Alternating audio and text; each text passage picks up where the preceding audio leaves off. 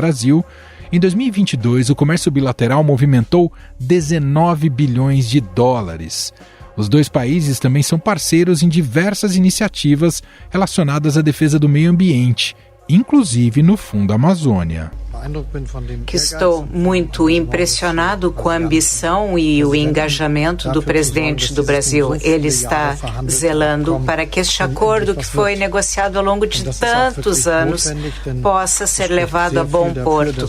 Isso é necessário porque é importante que as relações entre a União Europeia e o Mercosul melhorem através da assinatura deste... Presidente Pedro Sanches, porque quando eu nem era candidato ainda, eu tinha acabado de sair da prisão. O Pedro Sanches me recebeu aqui no Palácio para conversarmos, então eu sou eternamente grato. E sou grato pelos acordos que os nossos ministros acabaram de firmar agora.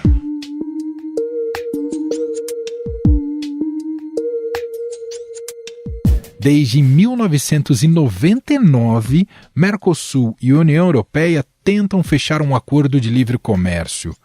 No entanto, os termos seguem esbarrando em diversos entraves, como as disputas ambientais e as resistências de alguns governos. Um último ponto, não menos importante, diz respeito ao compromisso estabelecido no acordo para que os signatários cumpram o Acordo Climático de Paris, que prevê limites à emissão de gases de efeito estufa e o aumento da participação de energias renováveis na matriz energética dos países. Segundo a União Europeia, uma parte do acordo tratará de manejo sustentável, conservação de florestas e promoção de negócios com responsabilidade ambiental.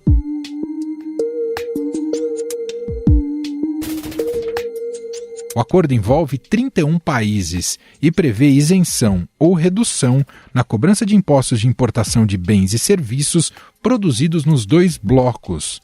Em 2019, com a conclusão de uma parte das conversas, foi iniciada a fase de revisão. Mas, desde então, os dois grupos mantiveram as negociações, mas não chegaram a um entendimento final. E o acordo histórico entre Mercosul e União Europeia vai possibilitar que muitas tarifas sejam quase eliminadas e outras até zeradas. O acordo é comemorado no Brasil porque deve aumentar o PIB do país em mais de 300 bilhões de reais. A União Europeia incluiu a previsão de sanções em caso de descumprimento de metas ambientais, o que não foi bem recebido pelo Mercosul. O Brasil, por sua vez, passou a reivindicar regras sobre as chamadas compras governamentais, uma forma de defender as indústrias nacionais da importação de produtos estrangeiros. Por causa desses entraves, o comissário de comércio da União Europeia, Valdis Dombrovskis, cancelou a viagem ao Brasil para finalizar o acordo comercial, segundo o jornal Financial Times. O chefe de comércio da União Europeia deveria viajar ao Rio de Janeiro para uma reunião dos países do Mercosul, que inclui Brasil, Argentina, Uruguai. Colunista da Rádio Eldorado, Beatriz Bula. Oi, Bia, tudo bem? Seja bem-vinda por aqui. Oi, Emanuel, é sempre um prazer estar aqui. Obrigada pelo convite. Começar te perguntando, Bia, sobre a influência ali da transição de poder na Argentina em relação ao acordo comercial Mercosul e União Europeia. A chegada do Milei à presidência do país vizinho pode melar o acordo, Bia? Emanuel, a transição de poder na Argentina, que está em curso, ela já teve um efeito para a conclusão desse acordo comercial Mercosul e União Europeia. A reunião que aconteceria nesta semana no Rio de Janeiro e sobre a qual havia grandes expectativas de que, de fato, fosse possível finalizar, concluir esse acordo de uma vez, ela foi cancelada. Ela não vai acontecer mais de maneira presencial, vai haver um encontro virtual entre europeus e latinos, mas isso se deu em razão da transição política na Argentina. Os argentinos avisaram, os seus parceiros do Mercosul na semana passada que não celebrariam um acordo desse porte nas vésperas aí da posse do novo presidente Javier Milei. Isso porque o Brasil e a União Europeia também e outros países aí do Mercosul pretendiam fazer um anúncio de que o acordo estava pronto e seria de uma vez finalizado no dia 7, mas o Milei toma posse no dia 10. E o governo Fernandes entendeu que não deveria tomar essa atitude, portanto, a dias dessa troca de poder. Isso pode ter uma influência, sim, já tem esta imediata, que é fechar essa semana, que seria uma semana onde ainda há uma janela de oportunidade bastante interessante, e a gente pode desdobrar depois o porquê do momento atual ser um momento tão propício para o acordo, que não acontecerá no ano que vem, por exemplo. Então, fecha essa janela de oportunidade, fecha a possibilidade de concluir o acordo nessa semana e joga alguma incerteza, porque começo de um novo governo, a gente precisa ver como esse novo presidente vai se posicionar em relação ao acordo.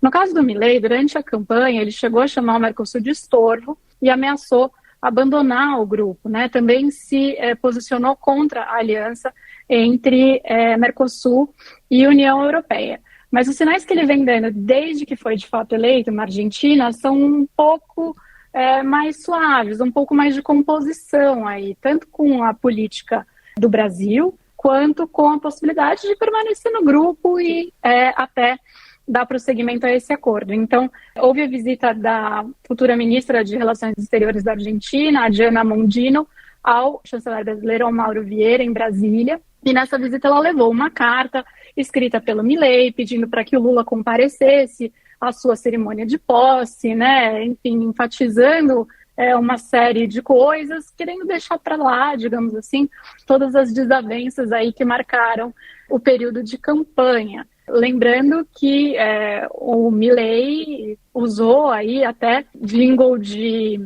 sambista bolsonarista na sua campanha à eleição, né? Passa bem longe, portanto, de um alinhamento político com o presidente Lula.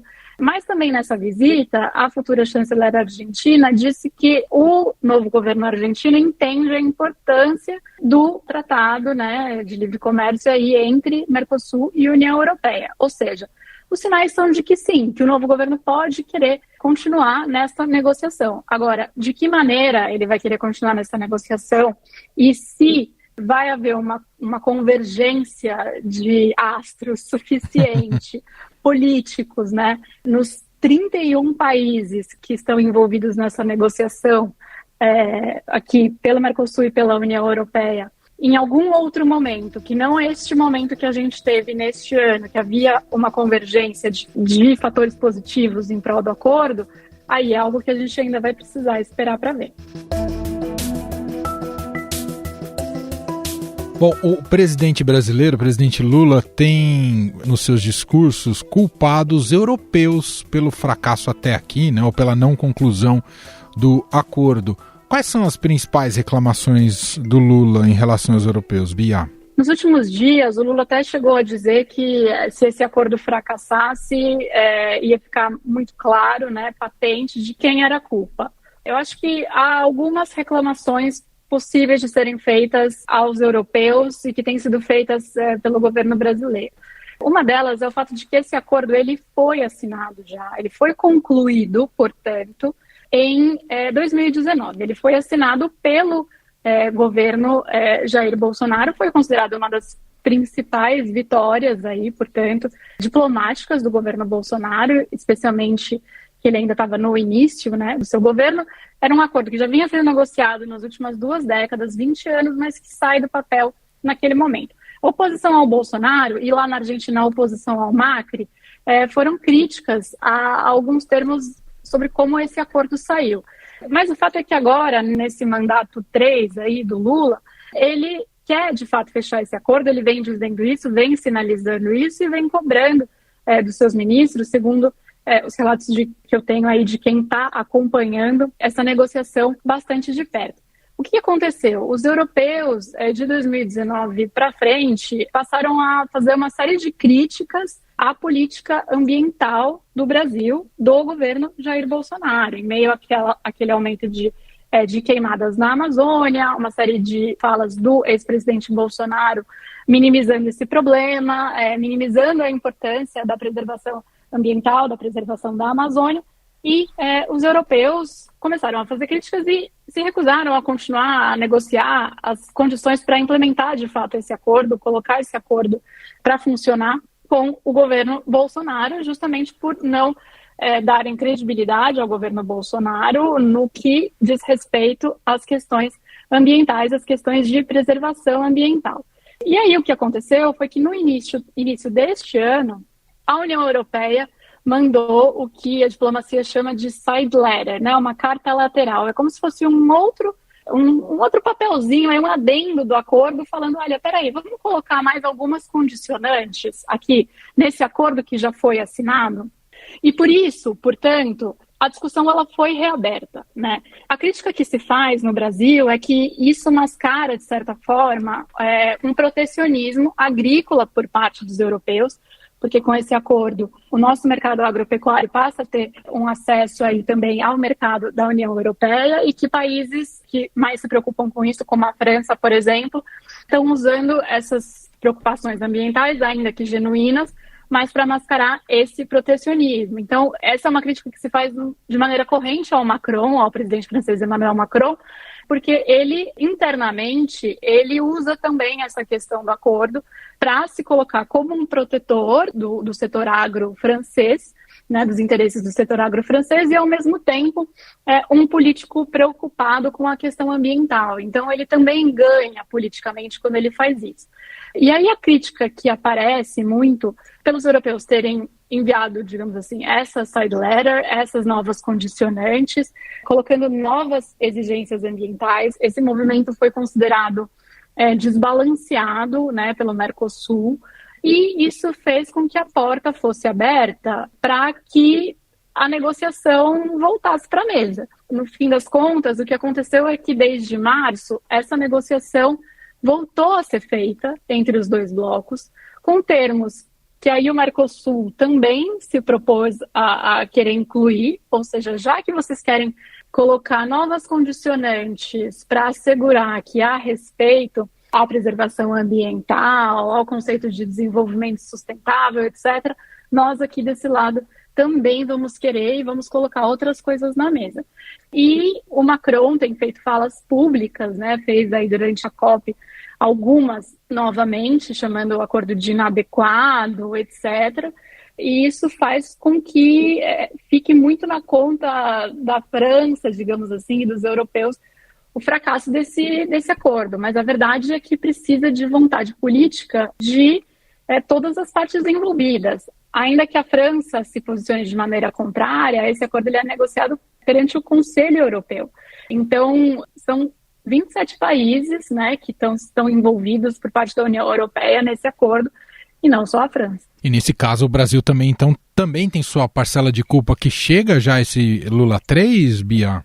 Então, Emanuel, quando essa discussão ela começou a ser reaberta, digamos assim, integrantes do governo Lula começaram a relatar que era necessário dar um tom, dar uma cara do atual governo brasileiro a esse acordo, uma vez que ele foi firmado pelo governo do ex-presidente Jair Bolsonaro e de maneira, aí, segundo pessoas de diversos espectros ideológicos e posicionamentos ali na esplanada com quem eu tenho conversado nos últimos tempos sobre esse assunto, de maneira legítima na visão dessas pessoas, um governo eleito, né, eleito pela vontade popular, democraticamente, tem direito de, diante de um acordo desse porte, olhar e falar o que aqui nos interessa fazer, né, de que maneira a gente vai se posicionar com relação a isso que já chega pronto para nós. Mas aí o que acontece a partir daí? Quando os europeus mandam, portanto, esta carta, esse protocolo de intenções adicionais, a gente tem um cenário com um novo governo eleito no Brasil, esse novo governo decide imprimir, de certa maneira, também o seu DNA nesse acordo e resolve reabrir algumas questões. Uma dessas questões é uma polêmica chamada compras governamentais. Significa, né? O acordo União Europeia-Mercosul, ele prevê um acesso, né, privilegiado aí ao mercado de cada um dos lados. Então, ele trata de diversas áreas, diversos temas, e um deles, inclusive, é sobre as compras governamentais, as compras públicas, ou seja, quando o governo vai contratar, né, ele vai abrir uma licitação, vai contratar, ele pode preferir uma empresa nacional ou não, por esse acordo União Europeia-Mercosul, ele é obrigado a dar tratamento às empresas europeias igual ao tratamento que ele vai dar às empresas nacionais e às empresas do restante do bloco. Esse é um dos capítulos de uma série de discussões que fazem parte desse acordo, que abarca temas como bens, serviços, facilitação de comércio e também compras governamentais. E aí o Lula, desde eleito, o que ele veio falando? Ele veio falando que era preciso usar as compras governamentais para incentivar algumas áreas do governo. Nesse capítulo do acordo, da forma como ele foi assinado, a ideia é dar competitividade para os estrangeiros nas contratações públicas e limitar os casos que são feitos sem licitação. Então, as empresas europeias elas não podem ser discriminadas, digamos assim, nos processos de licitação no Brasil, salvo em alguns casos. Já estavam previstas exceções para essa questão das políticas públicas que desejam promover aí o desenvolvimento de empreendedorismo, o desenvolvimento do setor da defesa, compras estratégicas para a área da saúde, por exemplo, já foram previstas exceções nesse capítulo das compras governamentais. Mas uma parte da esplanada, e aí com o aval do presidente Lula, decidiu rediscutir esse tema e incluir algumas outras exceções. Isso a gente publicou no Estadão em julho, dividiu a esplanada. Alguns ministérios, a gente escreveu na época, né, os ministérios da Indústria e Comércio, Planejamento, Defesa e Agricultura eram contrários a esse movimento de reabrir a discussão sobre compras governamentais. Do outro lado estavam a Casa Civil, o Itamaraty, o Ministério da Saúde e o Ministério da Gestão. E aí os interlocutores desse primeiro grupo diziam que parte dessas exceções que estavam sendo pleiteadas eram desnecessárias, ou seja, já estavam, de certa forma, abarcadas no texto, iam atrasar o debate, atrapalhar esse processo de negociação, e isso podia inviabilizar uma conclusão rápida. E essa conclusão rápida, ela era desejada justamente porque, todos os lados sabiam, as condições geopolíticas eram favoráveis a esse acordo nesse segundo semestre de 2023. E em 2024 o cenário muda. Então, o governo Lula, enfim, está jogando a culpa aí para os europeus. De fato, há uma resistência por parte de alguns países europeus, como a gente tem visto na França, declaradamente. Por outro lado, europeus também dizem, bom, mas a gente ia para a reunião, né, no Brasil, a gente não foi porque não vai ter como continuar em meio a esse cenário na Argentina, precisa aguardar o que vai acontecer na Argentina. Há um jogo de disputa sobre quem deve ficar com a culpa por esse fracasso do acordo nesta semana, mas sim, o Brasil tem a sua parcela de responsabilidade também no momento em que o tempo era precioso, né, para finalizar esse acordo. Bom, uma novela que se arrasta há mais de 20 anos e com esse cenário complexo que você acabou de nos apresentar, Bia, é possível que o acordo seja rejeitado, por exemplo, ou ainda é possível manter a negociação de pé, Bia? Os negociadores brasileiros têm dito que é possível manter a negociação de pé, que a negociação caminhou muito nos últimos meses, está muito madura, muito avançada, que realmente há pontos que ainda precisam ser desatados, mas que até seria possível, de fato, assinar esse acordo agora, nesta primeira semana de dezembro, não fosse essa situação da Argentina. Sim, tecnicamente é possível fechar esse acordo. Politicamente, vai depender um pouco do posicionamento do Milei, né? Quando que ele vai resolver pegar esse assunto para se debruçar, lembrando que uma troca de governo aqui no Brasil fez com que o governo brasileiro tomasse o seu tempo também para analisar e ponderar as questões que queria trazer em relação ao acordo. E o mesmo pode acontecer agora na Argentina, né? Então, em termos de timing, quando que o Milei vai se posicionar com relação a isso, como que ele vai se posicionar com relação a isso também, são os indicadores que está todo mundo esperando para ver, para entender para onde que a coisa vai, para onde que essa novela vai e por quanto tempo mais ela vai se arrastar. Quanto mais perto chegar também das eleições para o Parlamento Europeu, que são em junho do ano que vem, mais complicado fica novamente. E aí, lembrando que depois de finalizado, ainda é preciso que esse texto passe aí pelos parlamentos dos países envolvidos, enfim, tenha um processo também para sua implementação. Bom, vou voltar um pouco à estaca zero para a gente ouvir por que é importante esse acordo, quais são as vantagens desse acordo, em linhas gerais, né, tem muitos detalhes, mas em linhas gerais, por que seria importante, olhando aqui pela nossa perspectiva para o Bloco Sul-Americano, Bia? Emanuel, são duas regiões muito populosas, né, então seria aí um dos maiores acordos de livre comércio existentes no mundo. Concluir esse acordo vai dar para os dois lados, né, vantagens competitivas, acesso a um mercado gigante. A gente está falando aí de integrar um mercado de mais de 750 milhões de habitantes, criando aí uma das maiores áreas de livre comércio do mundo hoje e oferecendo vantagens competitivas em grau assim, sem precedente de cooperação para isso. A estimativa que é feita pelo governo federal brasileiro, pela Secretaria de Comércio Exterior, é que haja um incremento de quase 90 bilhões de dólares no PIB brasileiro em 15 anos, com esse acordo, além de aumentar os investimentos no país, com ganhos aí também de quase 100 bilhões de dólares nas exportações para a União Europeia. Além disso, a gente está falando de uma diversificação de acesso a mercados, né, Manuel? De conseguir exportar tipos de produtos que hoje há uma limitação em termos de exportação e de forma muito mais competitiva dentro de um mercado gigante. Então, para os dois lados é interessante, os dois lados, claro, tem áreas que são mais resistentes, áreas que são mais favoráveis, mas há muitos empresários da área industrial também que têm se colocado de uma maneira bastante favorável a esse acordo. Muito bem, essa é Beatriz Bula, repórter de economia do Estadão, colunista da Rádio Eldorado, explicando um pouco para a gente como anda, né, as negociações ou as dificuldades para se selar um acordo em relação a esse Tratado de Livre Comércio Mercosul e União Europeia, o que vem pela frente também as bases do que está conceitualmente as bases desenhadas para este acordo.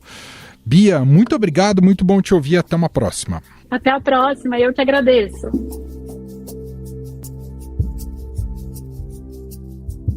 Estadão Notícias. E este foi o Estadão Notícias de hoje, terça-feira, 5 de dezembro de 2023. A apresentação foi minha, Emanuel Bonfim. Na produção, edição e roteiro, Gustavo Lopes, Jefferson Perleberg e Gabriela Forte. A montagem é de Moacir Biasi. E o nosso e-mail, podcast@estadão.com. Um abraço para você e até mais.